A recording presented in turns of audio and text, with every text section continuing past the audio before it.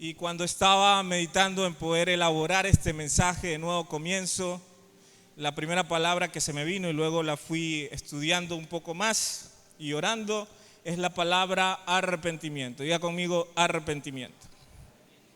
Este mensaje se titula Niveles de arrepentimiento.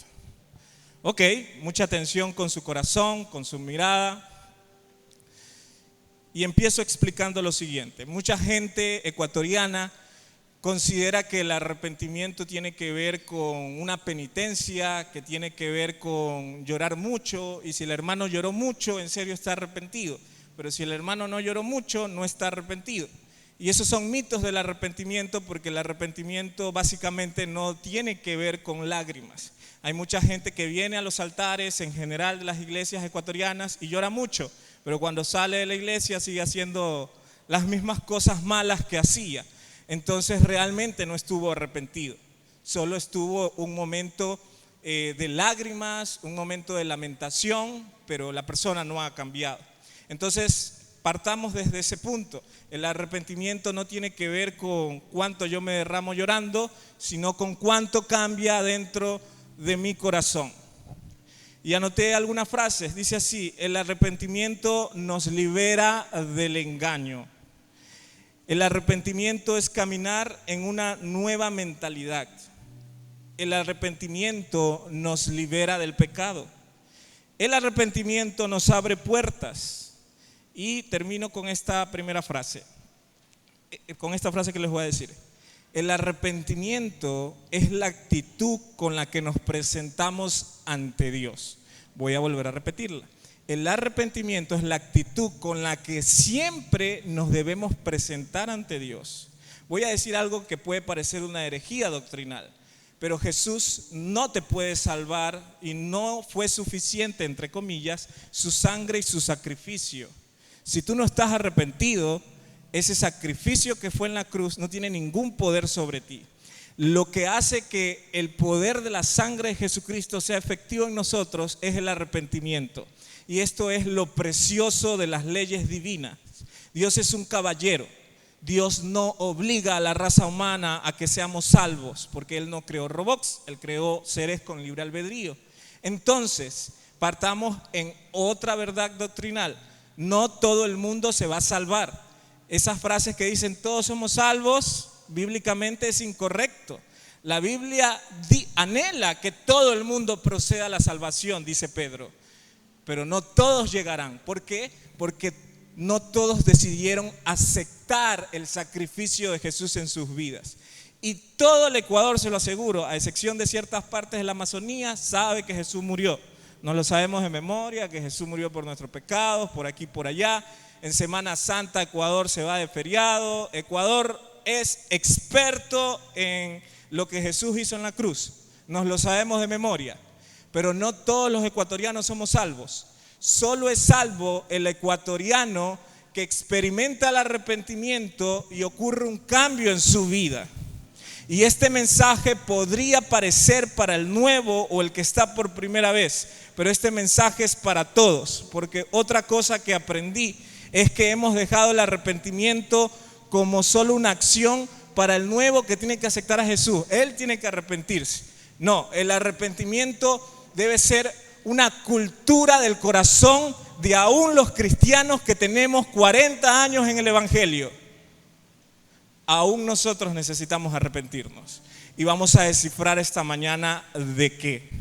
Entonces, no es suficiente la sangre de Jesús si no hay actitud en nosotros. No es suficiente la muerte de Jesús si no hay arrepentimiento en nosotros. Me estoy explicando. Esto es Dios y nosotros. No es Dios solito haciendo el trabajo por nosotros. Entonces, en resumidas cuentas, el arrepentimiento es un cambio de mentalidad. Una persona que decía, mi futuro yo lo planifico haciendo tal cosa, y personas que justificaban sus prácticas y sus pecados y los vamos a hacer de tal manera, y cuando tú te arrepientes pasa esto, tu vida da la vuelta y todo lo que tú tenías planeado hacer en mal Dios lo transforma o Dios lo cambia. Y aquí voy a agregar un pequeño matiz adicional. Muchas personas, cuando están en sus prácticas, las suelen justificar de tal manera que las minimizan. Pero si todo el mundo peca y es normal. Pero si todo el mundo hace eso y es normal. Pero si lo hizo papá y mamá es normal. Y esas frases, repito una vez más, parecieran que solo es para los no cristianos, pero hay cristianos que estamos usando esas frases. Pero si él lo hizo también. Entonces esa manera de justificar las cosas hace que nuestra dirección vaya hacia el pecado. Y el arrepentimiento va a hacer esto. Vamos a la Biblia. Efesios 4, 23 al 24. Un poco de contexto. El libro de Efesios es para la iglesia. Diga conmigo, para la iglesia. La iglesia de Éfeso, que así se llama esa ciudad, era una de las iglesias más importantes de la antigüedad. Era una iglesia poderosa en Dios. Era tal la influencia de la iglesia de Éfeso que toda la ciudad conocía a los cristianos de esa iglesia. Tenían una influencia trascendental. Pero algo ocurrió en la iglesia de Éfeso. Atención, un día los cristianos de la iglesia de Éfeso consintieron prácticas de los no creyentes y comenzaron a decir: si ellos pecan en ciertas cosas, ¿por qué yo no?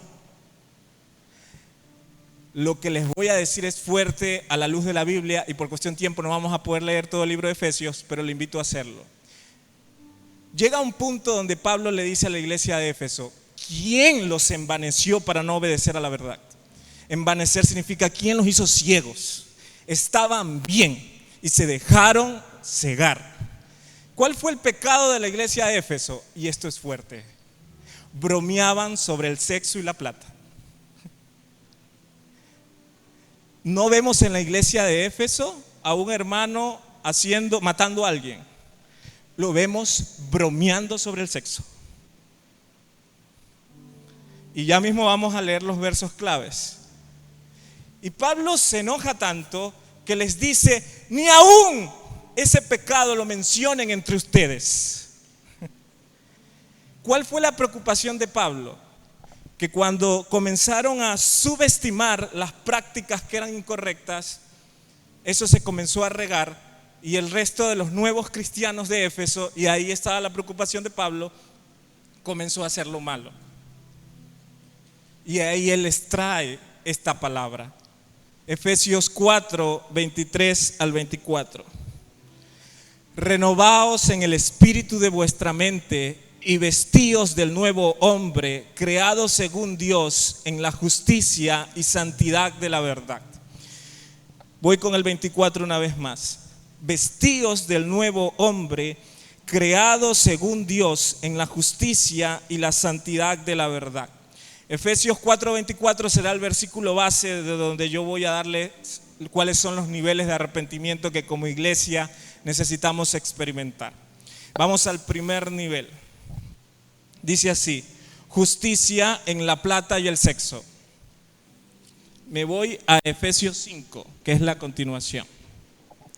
Dice así, el verso 3. Pero, esto escúchenlo. Pero fornicación y toda inmundicia o avaricia, ni aun se nombre entre ustedes, como conviene a los santos. Ni palabras deshonestas, ni necedades, ni truhanerías que no convienen, sino antes bien acciones de gracias.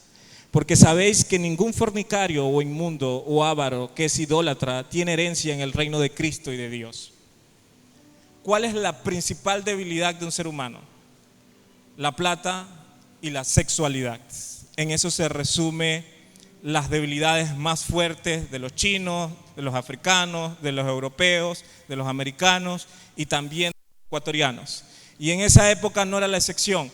Esa era la debilidad de la iglesia de Éfeso, la plata y el sexo. Y Pablo les quiere dar una advertencia y les dice: arrepentíos, renovaos el espíritu de vuestra mente y sean justos, La palabra para este primer nivel de arrepentimiento, la palabra clave es justicia. Diga conmigo, justicia.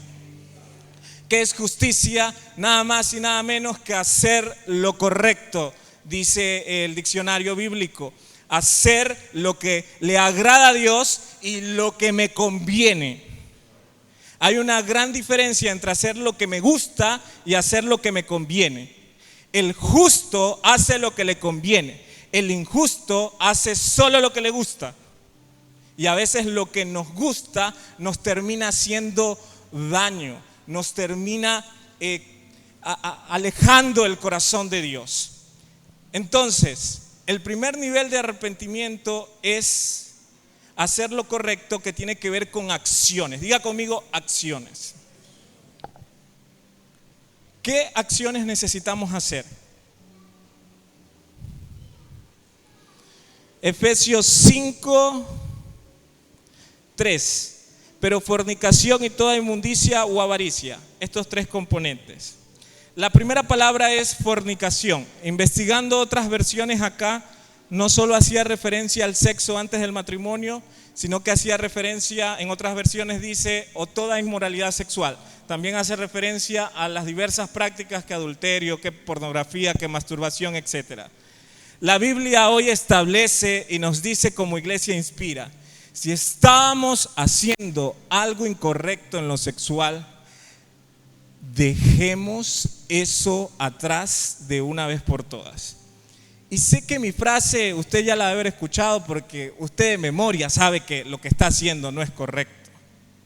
Pero vamos a ver un poco ciertos tips que la Biblia nos da para aquello, basado en las mismas enseñanzas de Pablo. Pablo dice que si estamos a punto de caer en algo sexual, él lo compara con una bomba y él dice, ni siquiera lo toleres, huye. En términos prácticos, muchos de los que estamos acá necesitamos revisar nuestra intimidad como hijos de Dios y como iglesia. Y si usted sabe que tiene ya un historial, qué sé yo, por ejemplo, en Instagram, y usted dice, yo no sigo nada malo, pero sigo a la Juanita, a la Pepita, a la Panchita, y ellas siempre suben fotos en ropa, en poca ropa. Y alguien dirá, pero eso no tiene nada de malo porque ellas son empresarias y no comparten contenido para adultos, pero se visten así, y yo las sigo porque son buenas empresarias y yo quiero ser un empresario. Pero si usted sabe que su debilidad radica ahí, así sean empresarias cristianas con poca ropa, deje de seguir. No se trata de decir, uy, qué santo soy. Se trata de decir, qué humano soy. Y por cuanto soy humano, me cuido por amor a Jesús. Dios hoy no solo nos dice, deja la práctica incorrecta que estás haciendo. Nos está diciendo, deja todas esas pequeñas cosas inofensivas que se están convirtiendo en semillas que poco a poco están alimentando la práctica en la que se consuma. Se lo dijo a Éfeso, no hay mayor revelación ahí. Dejen aquello.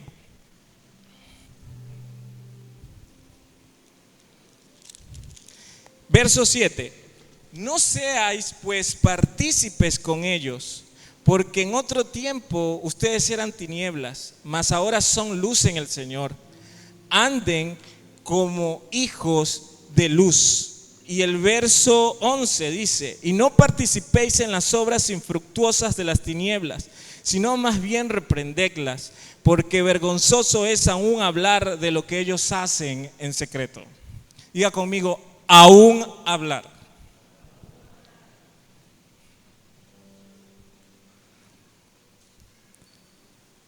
O Pablo es muy radical o es muy sabio.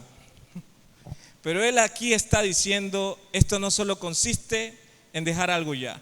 Esto consiste en una corrección completa aún de nuestras palabras.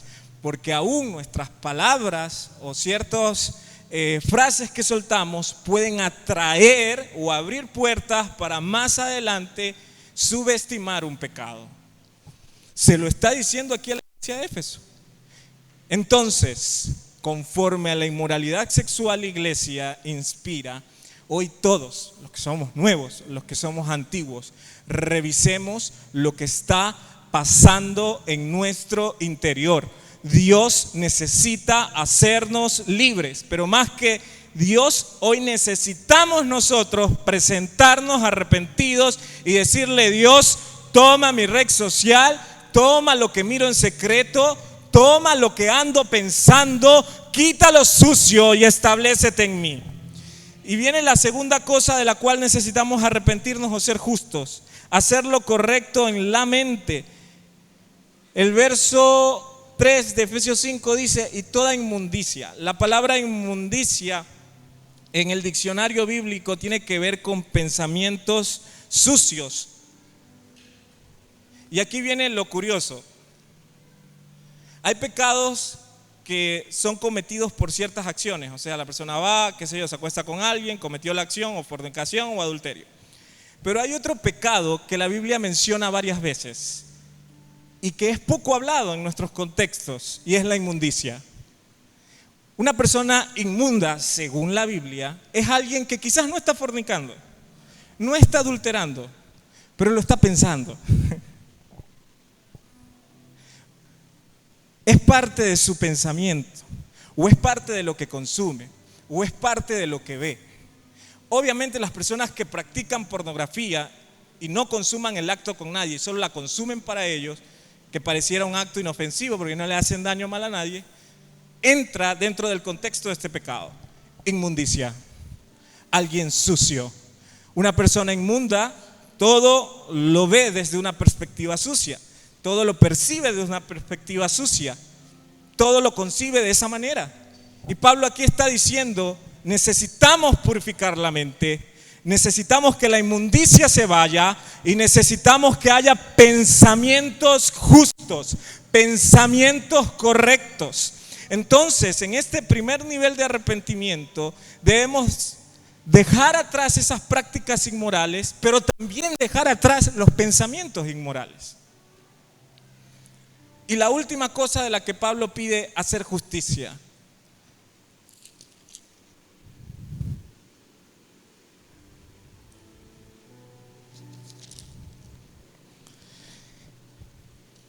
Avaricia, diga conmigo: avaricia. La avaricia tiene que ver con el amor desenfrenado a la plata. ¿Cuántos les gusta la plata acá? Todos amamos el dinero. Perdón, todos necesitamos el dinero. Pero aquí la Biblia hace un énfasis. Cuando el dinero se roba nuestra atención, entonces estamos haciendo lo injusto. Mucha gente relaciona la palabra avaricia con la gente rica. Yo no soy avaro, pues si yo vivo en el Guasmo. ¿Cómo voy a ser avaro? Allá los de Mocolí, ellos son avaros porque solo aman el dinero y tienen una mansión. Eso es un mito, es un prejuicio, eso es incorrecto. Hay gente que vive en la isla Trinitaria y es avara, porque aún sus 10 latas, si no lo comparte con alguien o lo invierte en lo que sabe que lo debe invertir, está pecando. Y alguien dirá: solo son $10. Sí, pero qué sé yo, debió darle comida a la esposa o pagar la esa de sus hijos. Está pecando. Y esto hay que hablarlo porque en las iglesias sucede mucho. Hermanos que se prestan plata y no pagan. Eso es avaricia. Y alguien dirá: ¿y cómo? Si yo estoy más chiro, por eso no pago. Sí, pero quizás cuando tuviste dinero no diste prioridad a honrar tu palabra de pagar. ¿Me estoy explicando? Son cosas incómodas, pero son parte de la limpieza de una iglesia, no según Jorge. Libro de Efesios: toda fornicación, inmundicia o avaricia se vayan de nuestra vida. ¿Quién más es un avaro? Y sé que este tema pareciera cliché y hay gente hasta que le molesta, pero las personas que no diezman también es avaricia, porque están atesorando para ellos la riqueza por afán o por preocupación o porque simplemente sienten que al darlo pierden plata. Eso es avaricia. Gente que, qué sé yo, siempre le pone una excusa a Dios para hacer algo, porque tengo que trabajar, tengo que hacer esto, tengo que hacer plata. Allá los vagos que sirvan en la iglesia. Avaricia. El afán y la avaricia son como primas hermanas. Ambas están preocupadas por la plata. Entonces, si usted creía que solo Daniel Noboa era un avaro, que quizás sí, también habemos cristianos que somos ávaros. Y hoy necesitamos sacarnos la venda de los ojos y decirle a Dios: quiero ser justo. Delante de Dios les hago la pregunta y todos respondamos: ¿queremos ser justos en estas áreas? ¿Queremos ser justos en la sexualidad y en la plata? ¿Queremos hacer lo correcto en esas áreas? Y un último matiz. Se considera que la sexualidad o los pecados sexuales solo eran un contexto para los jóvenes. Ya eso ya en el culto de jóvenes tienen que hablar. Gente casada, necesitamos hablar de este tema. Necesitamos hablar sobre esto que está acá. Un día Pastor Jesús dijo algo muy sabio. Pastor Jesús decía: muchos jóvenes creen que al casarse es como que todo ese deseo sexual que tenían ahí por ya estar con alguien se apaga.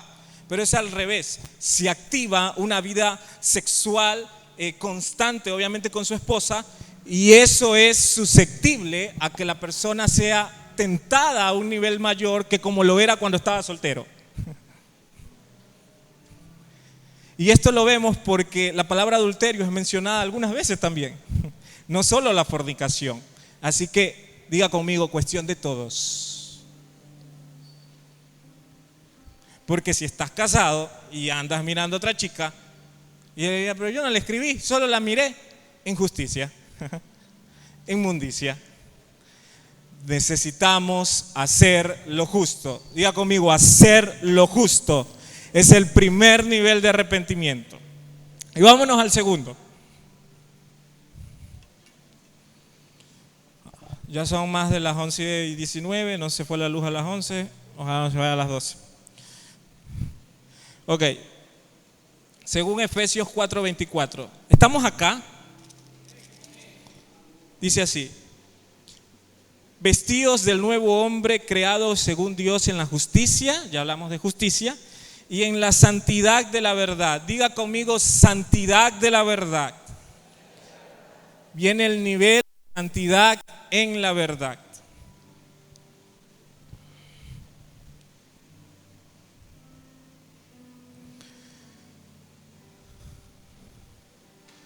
La vida cristiana no consiste en máscaras y formas.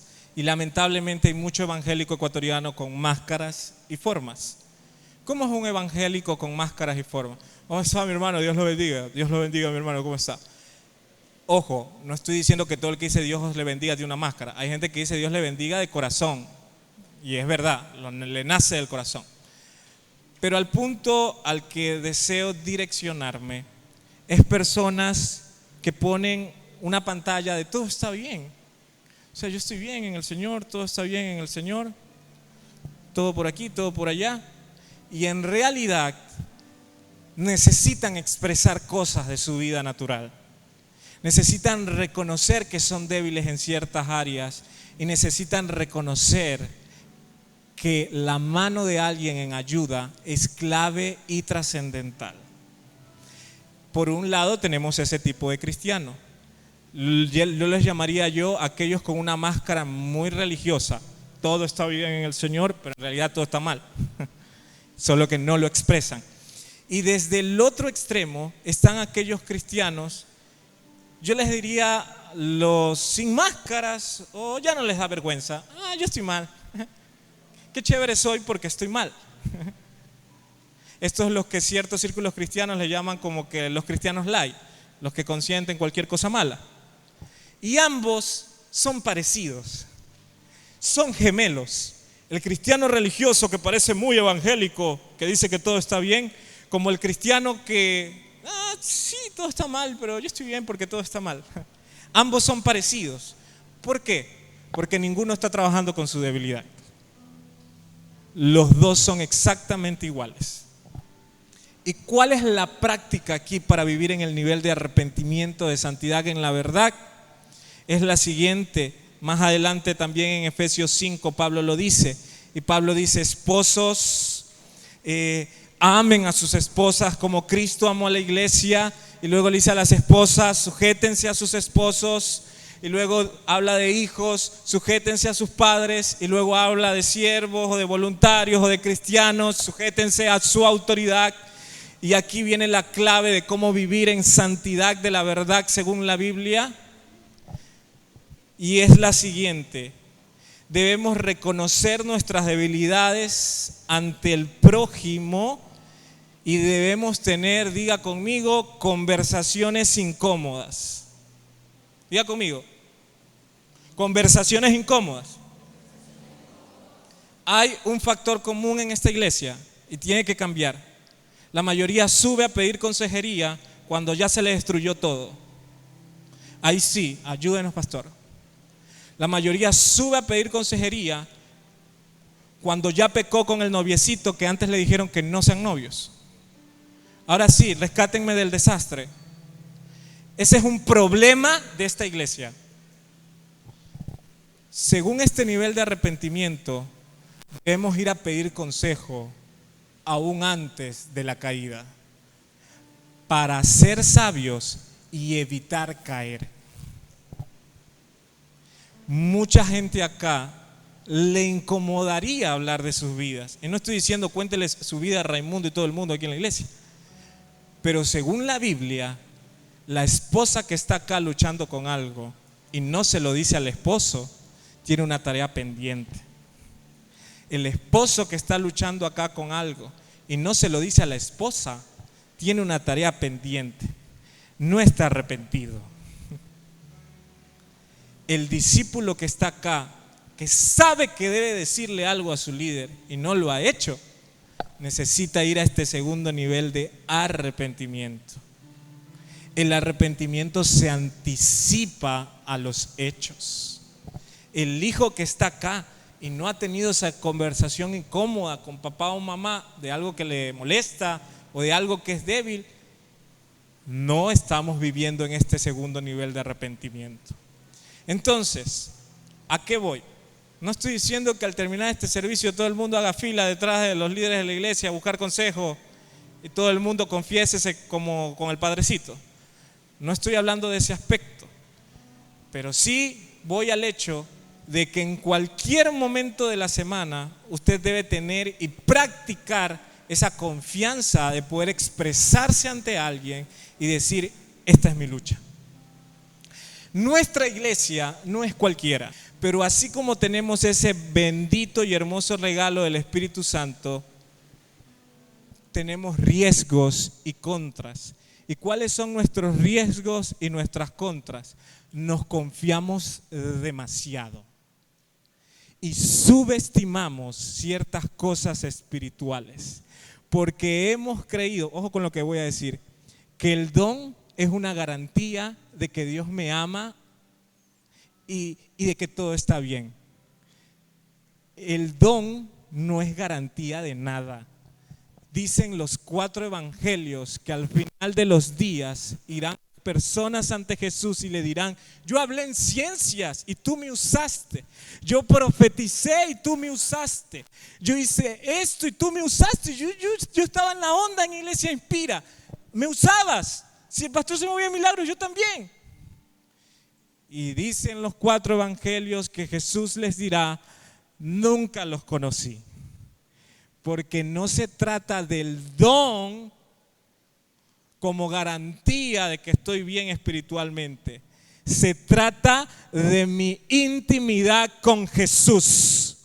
Entonces, Iglesia Inspira, quitémonos la venda y hagámonos un autoexamen y digamos, en esto estoy mal, voy a orar por esto, tengo que decirle esto a mi líder y tengo que vivir en santidad de la verdad en el nombre de Jesús. ¿Estamos de acuerdo? Ok, y me voy al último nivel de arrepentimiento. Si puedes poner otra melodía, Jeremy, y un poquito más alto, please.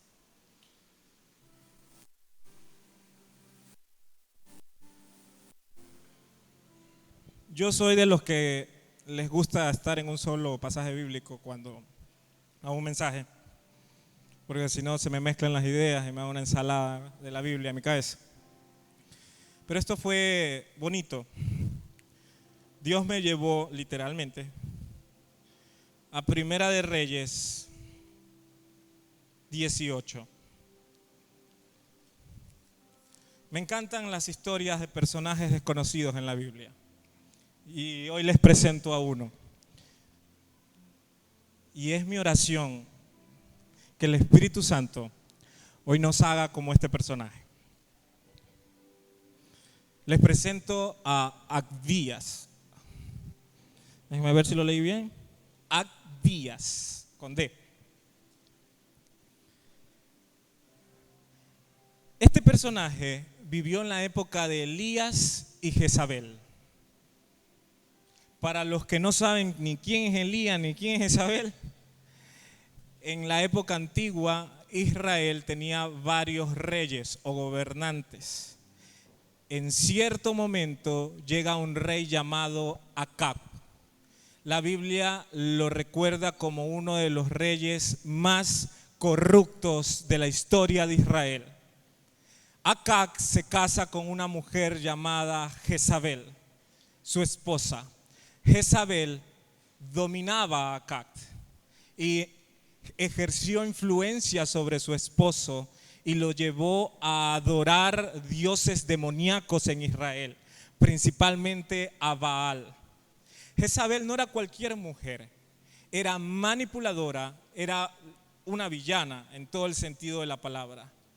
Odiaba a los profetas de Israel, a todo el que decía vengo con una palabra de parte de Dios, los mandaba a matar. De forma estratégica con la inteligencia de Israel, con ciertos soldados, o a veces ya hasta de forma pública, los mandaba a matar. En ese palacio donde vivía Acab y Jezabel nace este ser humano que para mí ministra mi corazón y es Abdías. Abdías era un hombre común y corriente, no es un profeta, no era un rey, no era alguien de la genealogía de Jesús, fue un aparecido. La Biblia le puso nombre por alguna razón, pero fue un aparecido. Cuidado, lo confundimos porque hay otro profeta en la Biblia que también se llama Abdías, pero son dos personas totalmente distintas. Este de acá no era profeta. ¿Y qué pasa en esta historia bíblica? Llega una sequía a Israel, así como lo está pasando en Ecuador. Esa sequía la había profetizado Elías. Elías le había dicho al rey, viene sequía por causa de tu maldad. La gente de un pueblo llamado Samaria se estaba muriendo de sed y de hambre. Y el rey Acab dice, hay que ir a buscar si hay alguna fuente de agua en Israel que nos pueda sustentar. Y le dijo a su mayordomo, porque Abdías era el mayordomo de toda la servidumbre del palacio de Acab y Jezabel, le dijo a su mayordomo, para encontrar la fuente más rápido, dividámonos el trabajo. Yo me voy por el norte de Israel y tú te vas por el sur. Cuando Abdías se va por su lado, se lo encuentra a Elías, al profeta que estaba amenazado de muerte por Jezabel. Y esto me encanta. Abdías, aparte de ser un aparecido, era un infiltrado de Dios en la casa de Jezabel. Abdías jamás adoró a Baal. Abdías jamás hizo lo malo. Y él no le decía eso a Jezabel. Estaba escondido como mayordomo y se hacía pasar como un gran sirviente. ¿Saben qué hacía Abdías mientras Jezabel mandaba a matar profetas? Abdías los escondía. Él es el famoso protagonista de esconder a 100 profetas en cuevas. 50 en una cueva, 50 en otra cueva. Y cuando se lo encuentra Elías, Elías le dice, anda donde Acab y dile que voy a hacer llover y que se viene algo de parte de Dios a Israel. Y Abdías se asustó porque dijo, si yo voy, Acab me va a matar, porque si yo le digo que te vi a ti, que estás amenazado de muerte, y luego él viene, te busca y no te encuentra, me va a matar a mí. No dejes que me maten, le estaba tratando de decir Abdías a Elías. Y luego Elías le asegura, tranquilo que si viene Acab me encuentra y nadie te va a matar. Todos hablamos de Elías, porque Elías es un gran profeta y está bien. Pero si no es por este aparecido llamado Abdías, la gran historia de Elías descendiendo fuego en el Monte Carmelo no se da, porque quien fue la conexión para esto fue Abdías. Él fue a comunicar por parte de Elías, fue la extensión del profeta. Esa es la historia. ¿Cómo lo hacemos práctico y qué tiene que ver con el arrepentimiento? Tercer nivel de arrepentimiento al que necesitamos llegar como iglesia: el nivel del fuego de Abdías. ¿Quiénes son los Abdías? ¿O cuáles son las características de este fuego en el corazón? Son los que se sujetan o respetan aún a los que no son cristianos. Mucha atención. Hay gente acá, el 95% me atrevo a decir, que no trabaja en contextos cristianos. Pocos son los que aquí trabajan en lugares cristianos. Yo trabajo en un lugar cristiano. Pocos son los que lo hacen. Entonces tú día a día vas a estar rodeado de gente que no es cristiana. Y de ley tú vas a escuchar que vámonos a tomar, que sí, mira esta pelada de acá, que mira lo de acá por lo de allá, o a nadie le pasa. Usted está rodeado de esos pensamientos a diario. Abdías estaba rodeado de esos pensamientos a diario. Abdías no fue el cristiano que dijo: oh, yo soy cristiano, pecadores, alejaos y dejad de decir eso. Abdías estaba infiltrado entre los pecadores, pero no se dejó contaminar. Usted siga en su trabajo, usted siga en su empresa, siga en ese lugar donde ahorita le toca desenvolverse, pero tenga el fuego de este hombre, respete a su jefe que habla de, qué sé yo, ponerle los cachos a sus 3 mujeres, respete a esa persona, haga lo que le pide, pero en cuestión a la fe, nunca participes con ellos. En cuestión a la fe, sé el mayordomo de las empresas no cristianas, pero no dejes que te influencien. Esa es la primera característica de Abdías.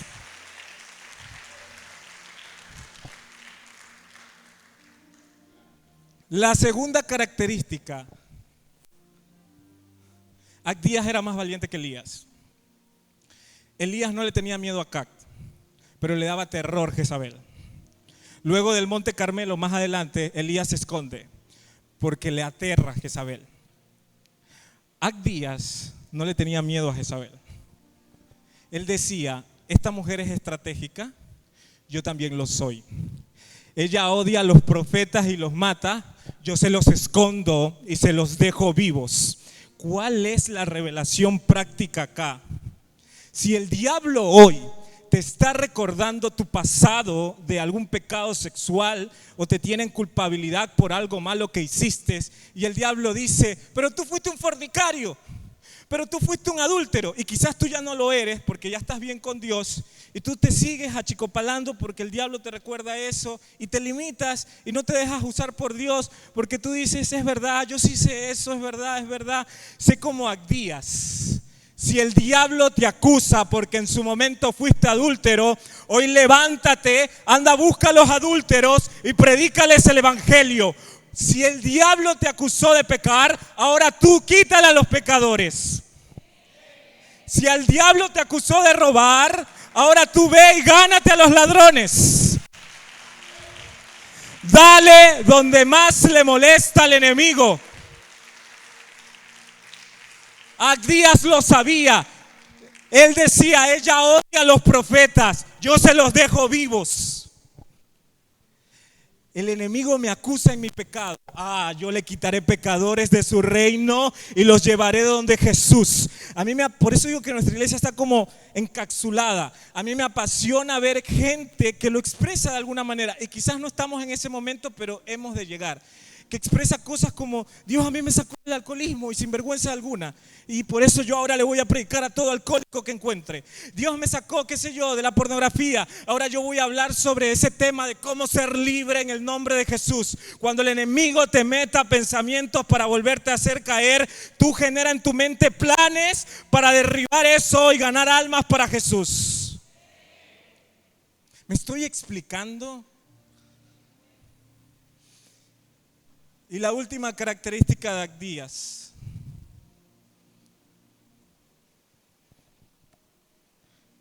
él fue el puente de Elías. Él se acercó donde Acab y le dijo: ahí viene Elías. Primera de Reyes 18,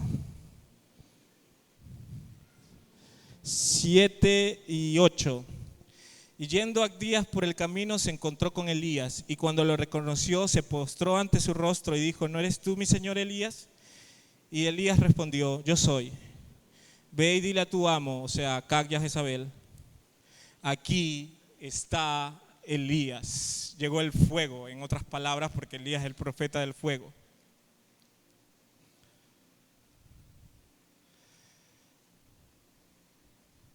Dios me hablaba de algo en particular,